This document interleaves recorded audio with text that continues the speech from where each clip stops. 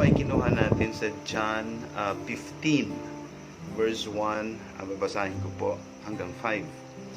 I am the true vine, and my Father is the husbandman. Every branch in me that beareth not fruit, he taketh away, and every branch that beareth fruit, he purgeth it, that it may bring forth much fruit. Now ye are clean through the word which I have spoken unto you. Abide in me, and I in you. As the branch cannot bear fruit or itself except it abide in the vine, no more can ye except ye abide in me. I am the vine, ye are the branches. He that abideth in me, and I in him, the same bringeth forth much fruit, that without me you can do nothing. So, it is how we can be able to bring ourselves to be always connected with our God. Kaya nga, number one, connection to the power produces good fruit. So, kailangan po natin may connection tayo palagi. Nakakonect tayo palagi. Dito po sinabi niya na every branch in me that beareth not fruit, he taketh away, and every branch that beareth fruit, he purgeth it, that it may bring forth much fruit. And in 4, ang sabi niya, abide in me and I in you, as the branch cannot bear fruit of itself except it abide in the vine.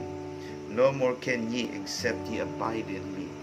So we always have to abide in the Lord, in our God. So let me give you some thoughts here. Ano po? Dahil sa buhay po natin, you cannot produce good fruit by yourself. Tandaan po natin yan. Maybe we can produce fruit as everybody produces it.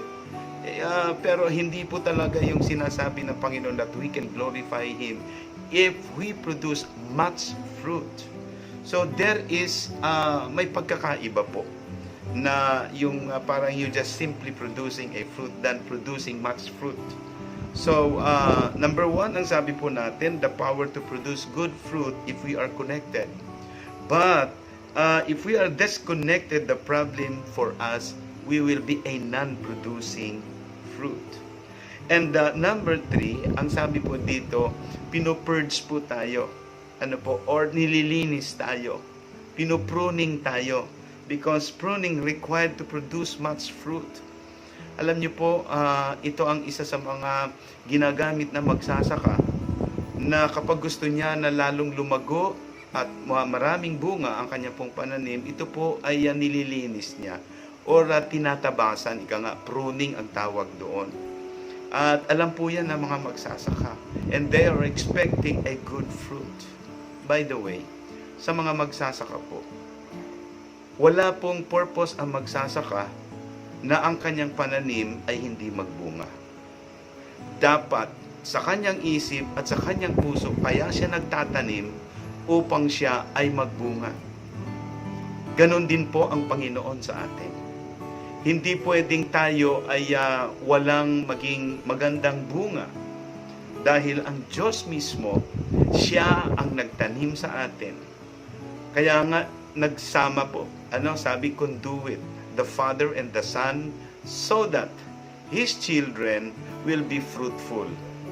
So ngayon, wala po sa atin yung kung paano tayo mag-grow. Ang Panginoon, He has the power to do that.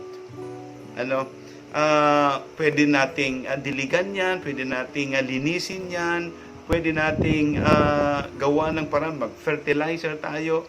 All of those things that we can do so that we will have a good plant, we can do that. But yung pag-produce ng pag-grow niyan ay bahala ang Panginoon. He has this, yung method ng Panginoon na hindi natin alam. Basta ang makikita na lang natin na tayo ay umuusbong, it is the work of the hands of God. How these three are growing. But He wants, His purpose of doing that, His purpose na magkaroon po talaga ng maraming bunga, ay yun ang nais ng Diyos na maging tayo rin ay ganon. Mag-produce po tayo ng magandang bunga. But without God's hand in your life, you will never produce any fruit which will be considered by God as good. Tandaan natin, the only good is God. Kaya nga sabi dito, for us to have a good fruit, we have to be connected to the power or to the source of that power, which is God. If we are disconnected, yon problema po. Kasi we can never produce a fruit. Dito po tayo sa disconnected. Kasi ito po ay nagpapahiwatig na wala tayong connection sa Diyos. Ibig sabihin, wala tayong Diyos sa ating buhay. Importante po na may buhay, may Diyos tayo sa ating buhay. Kapag wala po tayong Diyos sa ating buhay, we can never produce fruit. Kaya kailangan po magkaroon po tayo ng pagsisikap na hilingin natin sa Panginoon na siya ang maging Diyos natin, and He is going to do that for us. Remember, if you ask by His name, He's going to save you. He's going to enter into our lives. That's the best way that we can get God, or we can invite God in our life. Kailangan po natin. But you see, how are we going to have God in our lives kung wala tayong connection? Ang connection natin, di ba, ang sabi, we have to receive the power of God. We have to be with God.